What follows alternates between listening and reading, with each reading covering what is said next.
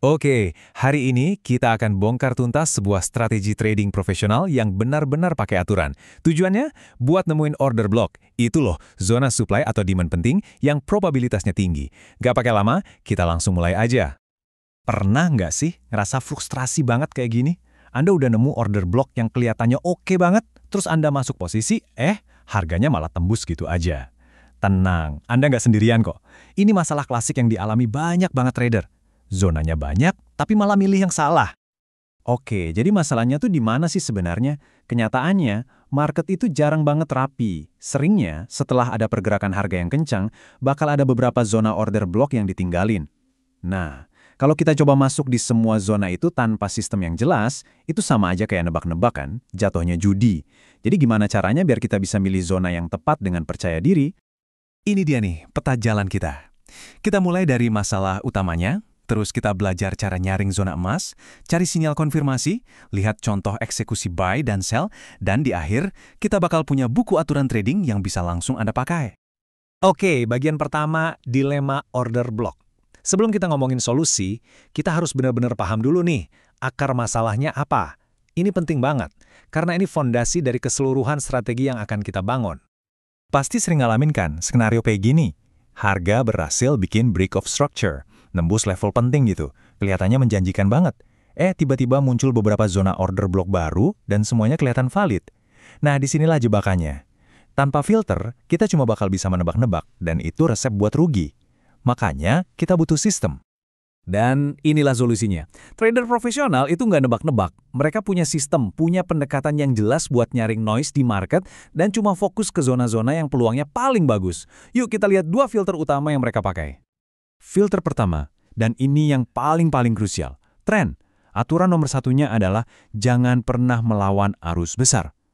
Dengan pakai moving average 50 dan 200, kita bisa dengan cepat ngintip kemana aliran dana para raksasa market bergerak, dan kita tinggal ikutin aja. Aturannya simpel banget, dan ini nggak boleh ditawar-tawar ya. Kalau EMA 50 ada di atas EMA 200, itu artinya uptrend. Titik, kita cuma bakal cari kesempatan buy. Sebaliknya, kalau EMA 50 di bawah EMA 200, itu downtrend. Dan fokus kita 100% cuma cari posisi sell. Udah, sesederhana itu. Oke, filter kedua kita namanya Golden Zone Fibonacci. Alat ini bantu kita nemuin area bernilai tinggi buat masuk posisi. Yang paling penting di sini adalah level 0,618. Ini bukan angka sihir atau semacamnya ya.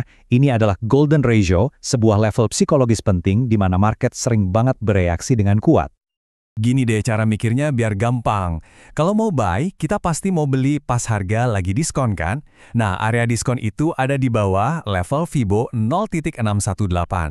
Sebaliknya, kalau mau sell, kita mau jual pas harganya lagi premium, yaitu di atas level Fibo 0,618.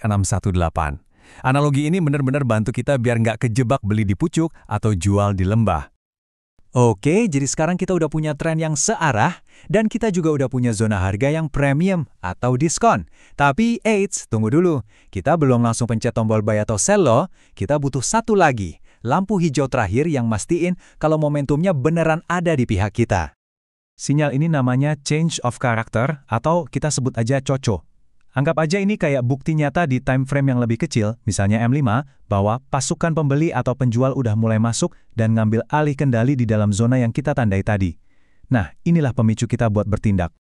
Nah, ini super duper penting. Nggak semua penembusan struktur itu bisa dianggap coy yang valid. Jebakan paling umum itu adalah nganggap penembusan-penembusan kecil sebagai sinyal. Coy yang valid itu hanya terjadi kalau harga berhasil menembus titik struktur signifikan yang terakhir.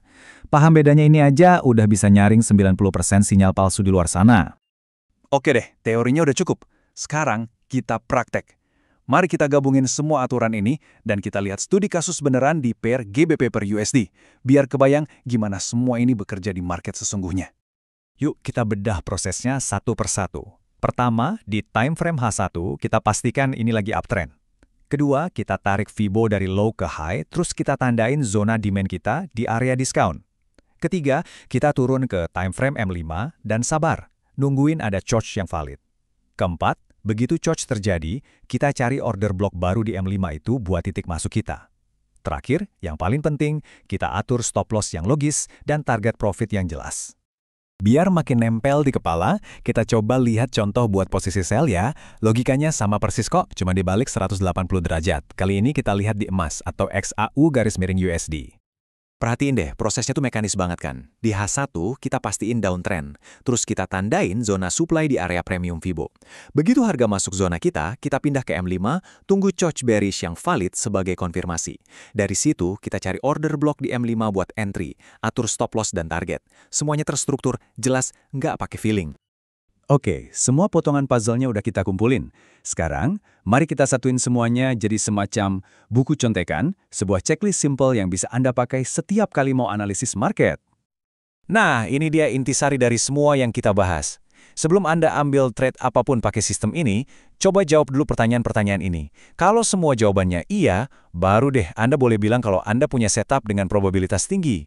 Anggap aja ini buku aturan pribadi Anda. Satu lagi detail teknis yang penting banget, yaitu penempatan stop loss. Kita nggak asal-asalan taruh angka ya, kita pakai indikator ATR atau Average True Range yang gunanya ngukur volatilitas market. Buat buy, taruh stop loss di bawah swing low dikurangi nilai ATR. Kalau buat sell, taruh di atas swing high ditambah nilai ATR dan spread. Ini bikin stop loss kita jadi lebih pinter dan dinamis ngikutin kondisi pasar saat itu. Dan sebelum kita tutup, ada satu hal yang harus banget diingat.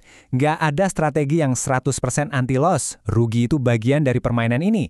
Kunci sukses jangka panjang itu bukan di strategi yang sempurna, tapi di disiplin Anda, latihan lewat backtest, dan yang paling penting, manajemen risiko yang ketat. Jadi, kita tutup dengan satu pertanyaan buat Anda. Anda sekarang udah punya cetak biru strategi yang logis dan jelas aturannya. Pertanyaan sebenarnya bukan lagi apakah strateginya bagus, tapi apakah Anda punya disiplin untuk ngikutin aturan itu, apalagi pas market lagi susah ditebak? Jawabannya ada di diri Anda sendiri.